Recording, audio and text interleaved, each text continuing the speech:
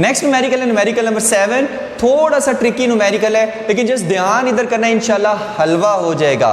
तो 2 tuning forks exhibit beats at a beat frequency of 3 hertz, the frequency of one fork is 256 hertz है।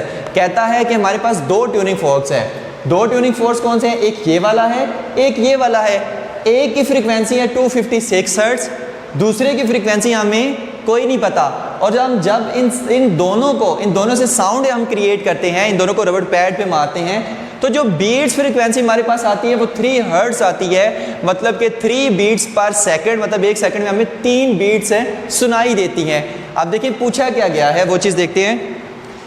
फिर क्या कहते हैं, its frequency is then lowered slightly by adding a bit of wax to one of its prong. The 2 forks then exhibit a beat frequency of 1 hertz. Determine the frequency of the second tuning fork. कहता है कि अब आपने क्या करना है कि इस ट्यूनिंग फोर्क्स पे वैक्स लगा देनी है। अब वैक्स लगाएंगे तो जाहिर है इसकी फ्रीक्वेंसी क्या हो जाएगी? कम हो जाएगी। अगर इसकी फ्रीक्वेंसी कम हो जाएगी तो अब हम जब दोनों ट्यूनिंग फोर्क से साउंड प्रोड्यूस करते हैं तो जो बीट्स हमें सुनाई देती हैं, बीट्स फ्रीक्वेंसी सुनाई देती है, वो 1 हर्ट्ज सुनाई देती है। मतलब एक बीट 1 सेकंड में सुनाई देती है। अब पूछा ये गया है कि ये जो दूसरा ट्यूनिंग फोर्क है, इसकी फ्रीक्वेंसी कितनी है भाई? इसकी फ्रीक्वेंसी कितनी है? तो वो हम फाइंड करते हैं। इसकी फ्रीक्वेंसी फाइंड करने के लिए फार्मूला क्या है? F1 is equal to F1 minus F2 is equal to plus minus n है, ठीक है, where n is number of beats है। तो हमने फाइंड क्या करना है? F2 को फाइंड करना है। तो जब हम F2 को फाइंड करेंगे, F2 is equal to F1 plus minus n आ जाएगा, ठीक है। ये फार्मूला इसमें यूज होगा। अब इसमें वैल्यूज पुट करते हैं। तो F2 is equal to F1 इसमें कितना है? इसको F1 का नाम दिया, F2 इसको F2 का नाम दिया, क्योंकि हमने F2 को फाइंड करना है, इस वजह से F2 को सेपरेट किया है। F1 कितना है? 256 hertz, 256 hertz plus minus number of beats कितनी प्रोड्यूस हो रही है? 3। तो यहाँ पर 3, तो F2 इज इक्वल टू या तो होगा 256 प्लस 3, यहाँ पर प्लस माइनस, ठीक है, या होगा F2 is equal to 256 minus 3। इसका आंसर कितना आएगा? 259। और इसका आंसर कितना आएगा? 253 हर्ट्ज। अब यहाँ पर कंफ्यूजन क्या आती है? यहाँ पर इस जो सेकंड हमारे पास ट्यूनिंग फोर्क है, क्या इसकी फ्रीक्वेंसी 259 हर्ट्ज है या इसकी फ्रीक्वेंसी 253 हर्ट्ज है? इसमें कंफ्यूजन आ जाती है। तो इसमें कंफ्यूजन को हम कैसे दूर करें? कि इन दोनों में से कौन सी फ्रीक्वेंसी इसकी है? पहले हम देखते हैं कि अगर इसकी फ्रीक्वेंसी हो 253 हर्ट्ज, मान लें इसकी फ्रीक्वेंसी कितनी है? 253 हर्ट्ज है। तो अब इसके में बीट्स, नंबर ऑफ बीट्स निकालें, ठीक है। तो F1 माइनस F2 करेंगे, 256 माइनस 253 हर्ट्ज, तो कितना आ गया? 3 हर्ट्ज है। यानी इस फार्मूले से तो ओके है भाई, 253 हर्ट्ज होनी चाहिए, यहाँ तक ओके है। अच्छा, अगर इस फार्मूले से देखें तो F2 कितने हैं? 253 हर्ट्ज, ठीक है, और ये कितना था? 256। और जब वैक्स हमने इस पर लगाई है तो जाहिर है ये फ्रीक्वेंसी कम होगी। मान लें ये फ्रीक्वेंसी होगी 254, वैक्स लगाने से 256 से 254 होगी। अब देखते हैं 254 माइनस 253 बाई 1 हर्ट्ज आ गई, यानी इसमें भी ये ओके है। यानी कि हमें पता चला है कि भाई अभी हमें लग रहा है कि 253 हर्ट्ज ये वाली फ्रीक्वेंसी क्या है? ओके, मतलब ये वाली फ्रीक्वेंसी इसकी है। लेकिन चलें 259 हर्ट्ज वाली को भी यूज़ कर लेते हैं कि क्या ये ठीक है या नहीं है। अगर ये ठीक नहीं है, गलत है, तो क्यों गलत है, तो वो चीज़ देखते हैं। मान लें कि ये है 259 हर्ट्ज, ठीक है, कितनी है? 259 हर्ट्ज इसकी फ्रीक्वेंसी। तो 259 माइनस 256 हर्ट्ज कितना आया? 3 हर्ट्ज है भाई, ओके हो गया। इसके लिए तो ये सेटिस्फाइड है, ओके है, मान लिया। अच्छा, इसके लिए 259 हर्ट्ज है ना, तो यहाँ पर आप क्या लिखेंगे? 259 हर्ट्ज। अब इसके लिए देखते हैं, यहाँ पर फ्रीक्वेंसी कितनी थी? 256 हर्ट्ज। अब वैक्स लगाने से ये फ्रीक्वेंसी जाहिर है कम होगी। मान लें ये फ्रीक्वेंसी अभी कितनी हुई है? 254 हर्ट्ज, ठीक है, वैक्स लगाने से कम होगी ना। अब देखिए 259 माइनस 254 हर्ट्ज, कितना आ गया 5 हर्ट्ज, कितना आ गया 5 हर्ट्ज। लेकिन यहाँ तो 1 हर्ट्ज आ रहा है क्वेश्चन के डाटा के अकॉर्डिंग, और यहाँ पर कितना आ रहा है 250, यहाँ पर तकरीबन 5 हर्ट्ज आ रही है बीट्स फ्रीक्वेंसी। तो ये वाली नहीं हो सकती, क्योंकि अगर ये वाली हो तो हमेशा जब हम वैक्स लगाएंगे तो बीट फ्रीक्वेंसी 1 हर्ट्ज से ज़्यादा आएगी। हालांकि बुक वाले ने तो क्या कहा है कि 1 हर्ट्ज आनी चाहिए, और 1 हर्ट्ज तभी पॉसिबल है कि जब दूसरे ट्यूनिंग फोर्स की फ्रीक्वेंसी 253 हर्ट्ज होगी।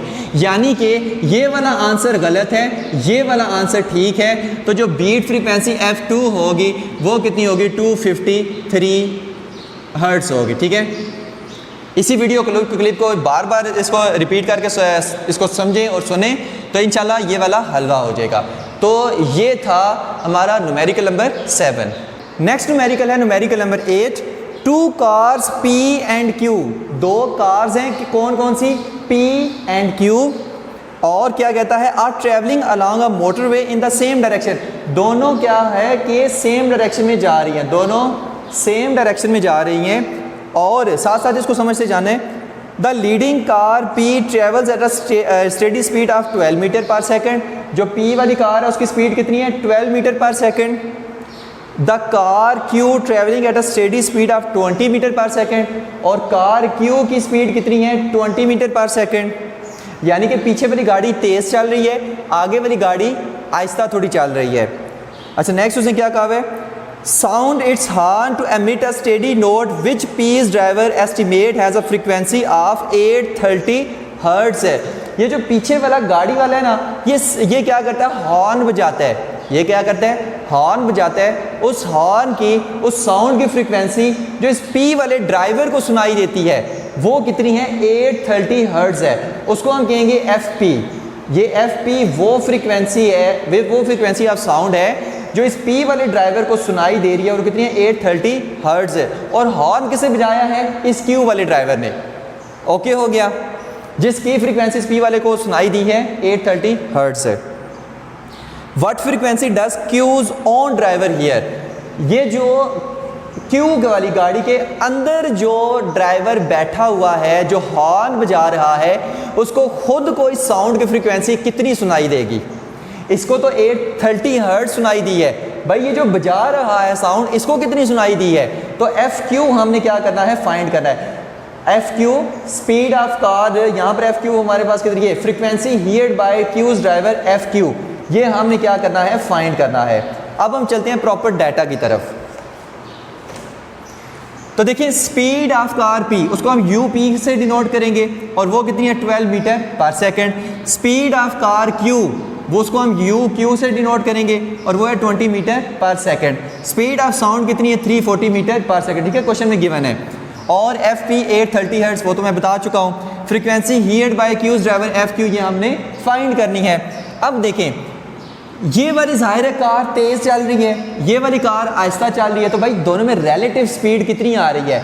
तो हम US यानी जो हमारे पास रिलेटिव स्पीड है उसकी, जो US है मतलब कि ये जो गाड़ी है Q वाली, ठीक है, इसको हम एज अ सोर्स ले रहे हैं। इसको हम क्या ले रहे हैं एज अ सोर्स ले रहे हैं। क्यों भाई, ये हॉर्न बजा रही है तो इसको एज अ सोर्स ले रहे हैं। ये गाड़ी का ड्राइवर, ये जो P वाला, ये हॉर्न को सुन रहा है, इसको एज अ ऑब्जर्वर ले रहे हैं।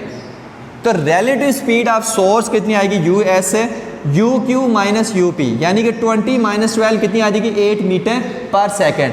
मतलब कि इस सोर्स की जो स्पीड है, जो हमारे पास साउंड बजा रही है, इसकी स्पीड इस P वाली गाड़ी से 8 मीटर पर सेकंड ज़्यादा है।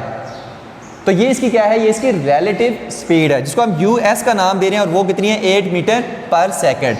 तो यहाँ पर डाटा को अगर हम दोबारा से लिखें तो US कितना है 8 मीटर पर सेकंड। ठीक है, रिलेटिव स्पीड जो आपने निकाली है। और FP कितना है 830 हर्ट्ज, और इसमें कौन सा वैल्यू है, V कितना है 340 मीटर पर सेकंड। ठीक है, इसको हमने ना अलग से लिख रहा है। फाइंड क्या करना है, FQ को हमने फाइंड करना है। डन हो गया। मतलब कि FP की जो फ्रीक्वेंसी है, ये कौन सी फ्रीक्वेंसी है, ये अपेरेंट फ्रीक्वेंसी है।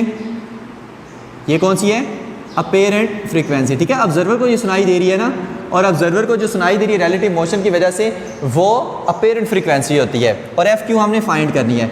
अब यहाँ पर देखें कौन सा डॉपलर का केस लगेगा, source is moving toward observer, क्यों 8 मीटर पर सेकंड इसकी वेलोसिटी ज़्यादा है, इसकी स्पीड ज़्यादा है, तो हम कहेंगे source is moving toward observer.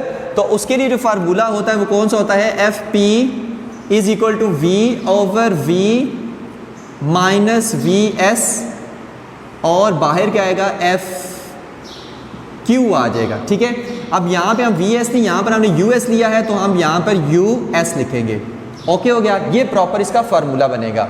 Find क्या करना है, एफ क्यू को फाइंड करना है, बहरहाल वैल्यूज पहले पुट करते हैं। एफ पी कितना है 830 hertz is equal to V कितना है 340 डिवाइडेड बाई ये भी 340 माइनस यू एस कितना है 8, और एफ क्यू हमने फाइंड करना है, तो ये कितना आ जाएगा 830 is equal to 340 divided by 332 आ जाएगा, 340 माइनस 8, और एफ क्यू को अकेला कर दें तो यहाँ से ये इसके साथ आगे मल्टीप्लाई होगा 830 इंटू 332 डिवाइडेड बाय 340, इधर आके डिवाइड हो जाएगा, तो यहाँ पर क्या आ जाएगा एफ क्यू आ जाएगा, और एफ क्यू कितना आएगा, मतलब जो ड्राइवर जो हॉर्न बजा रहा है क्यू वाला, उसको खुद को कितना सुनाई देगा 810 हर्ट्ज, 810 हर्ट्ज उसको फ्रीक्वेंसी ऑफ साउंड सुनाई देगी। ओके हो गया, तो ये क्यू वाले को सुनाई देगी जो उसने पूछी हुई थी, और ये पी वाले को सुनाई दे रही है जो उसने दी हुई है 830 हर्ट्ज है, ये उसको सुनाई दे रही है। तो ये हमसे फाइंड करने के लिए क्या कहा हुआ था, तो ये था हमारा न्यूमेरिकल नंबर 8। नेक्स्ट न्यूमेरिकल है numerical number 9। A train sound its horn before it sets of from the station and an observer waiting on the platform estimate its frequency at 1200 hertz। कहता है कि एक ट्रेन है जो station पे खड़ी हुई है, एक ट्रेन है जो स्टेशन पे खड़ी हुई है, और उसी स्टेशन पे एक ऑब्जर्वर भी खड़ा हुआ है, ठीक है। ऑब्जर्वर जो साउंड को सुन रहा है। अब ट्रेन क्या करती है, हॉर्न बजाती है। अब ट्रेन जब हॉर्न बजाएगी तो ऑब्जर्वर को जो फ्रीक्वेंसी ऑफ साउंड सुनाई देगी वो कितनी है, 1200 हर्ट्ज है, वो कितनी है 1200 हर्ट्ज है। और अब ये क्या है, ये ओरिजिनल फ्रीक्वेंसी है, ये क्या है, ये ओरिजिनल फ्रीक्वेंसी ऑफ साउंड है। कब, जब दोनों रेस्ट पे हैं, मज़े से खड़े हुए हैं। अच्छा, उसके बाद क्या होगा, the train then moves off and accelerate steadily. अब ट्रेन ने क्या किया, चलना शुरू कर दिया।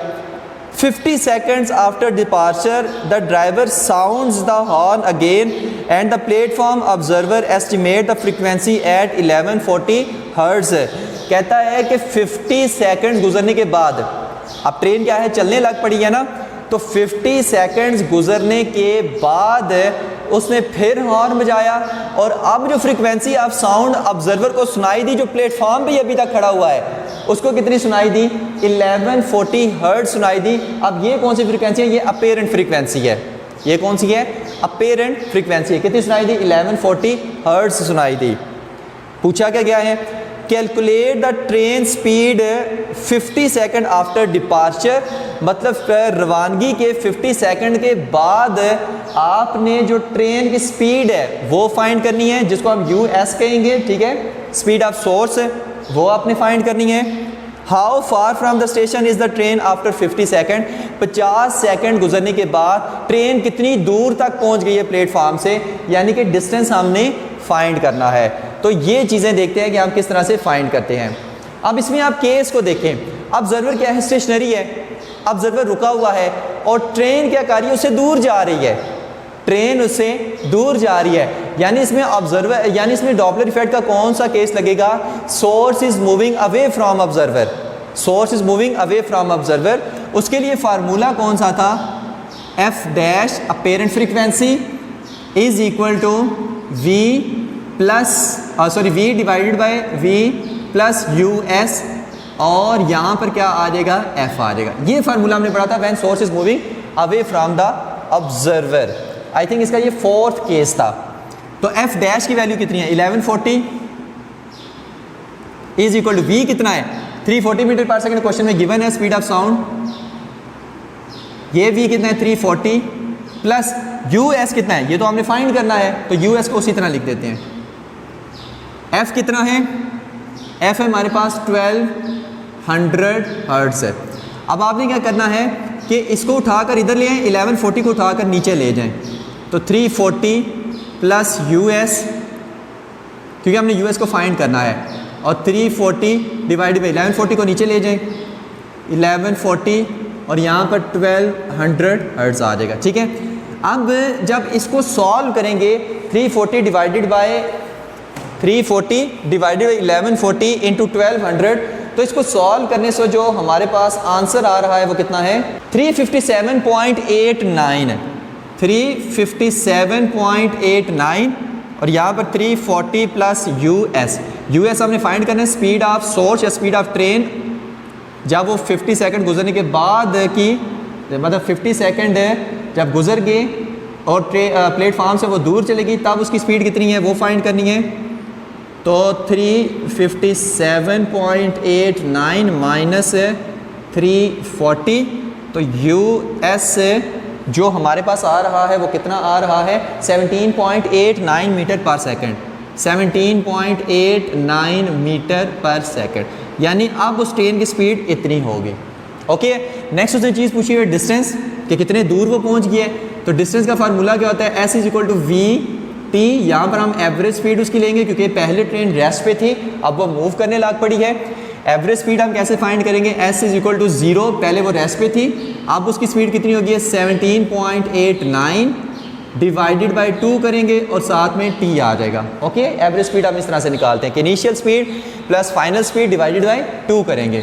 तो S is equal to 17.89 divided by 2, और टी कितना है, टी तो भाई 50 सेकंड है, और यहाँ पर हम पुट करेंगे 50, तो जो डिस्टेंस उसने कवर किया है वो कितना आ जाएगा, 448 मीटर, वो कितना आ जाएगा, 448 मीटर, और यही उसने हमसे पूछा हुआ था। तो ये था हमारा न्यूमेरिकल नंबर 9।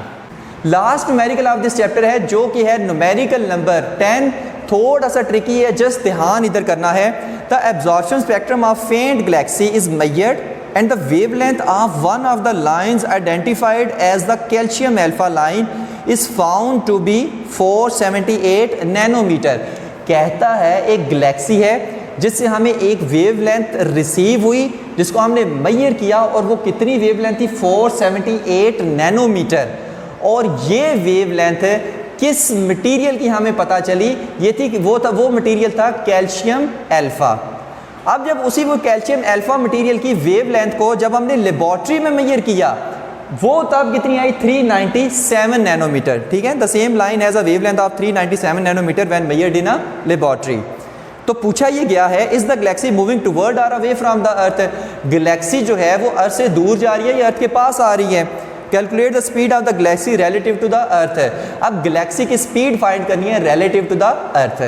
देखिए पहले डाटा क्या दिया हुआ है, लैम्डा 397 नैनोमीटर जो कि हमने लेबॉर्ट्री में मेजर किया कैल्शियम अल्फा के लिए, और ये हमारे पास क्या है, ये ओरिजिनल वेवलेंथ है, ये क्या है, ओरिजिनल वेवलेंथ है। और लैम्डा डैश जो गैलेक्सी से आने वाली एक वेवलेंथ है वो जो हमने मेजर की है कैल्शियम अल्फा की, वो कितनी है, 478 नैनोमीटर, मतलब 478 into 10 to raise power -9 metre. Speed of light दी हुई 3 to 10 to raise power 8 metre per second.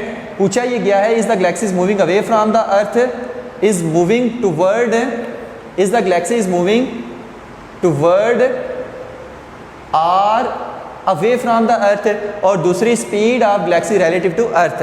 तो पहले हम इसका आंसर फाइंड करते हैं, is the galaxy is moving toward or away from the earth. अब देखिए उसका आंसर फाइंड करने के लिए पहले मैं इसके लिए एफ डैश और इसके लिए भी तो देखूंगा, तो एफ डैश एफ से बड़ी है या छोटी है, अगर तो जो एफ डैश है ये एफ से छोटी हुई, इसका मतलब है गैलेक्सी हमारी ज़मीन से दूर मूव कर रही है। तो वो फाइंड करते हैं, पहले एफ को फाइंड करते हैं। F is equal to V by lambda होता है, लेकिन यहाँ पर स्पीड ऑफ लाइट की बात कर रहे हैं तो सी बाई लैम्डा हम लेंगे। F is equal to 3 into 10 to raise power 8 divided by lambda, यहाँ पर कितना है 397 into 10 to raise power -9 metre तो f कितना आ जाएगा, f जो हमारे पास आ रहा है वो कितना है 7.56 into 10 to raise power 14, 7.56 into 10 to raise power 14 hertz. ये f हमारे पास आ गया। अब हम फाइंड करते हैं f डैश को, तो v divided by lambda dash, तो ये क्या हो जाएगा, v कितना है 3 इंटू 10 टू रेज पावर 8 और लैम्डा डैश कितना था 478 into 10 to raise power 478 into 10 to raise power -9 metre था हमारे पास, ठीक है। तो f डैश इससे कितना निकला, f डैश की वैल्यू जैसे आई है वो आई है 6.28 into 10 to raise power 14, 6.28 into 10 to raise power 14 hertz.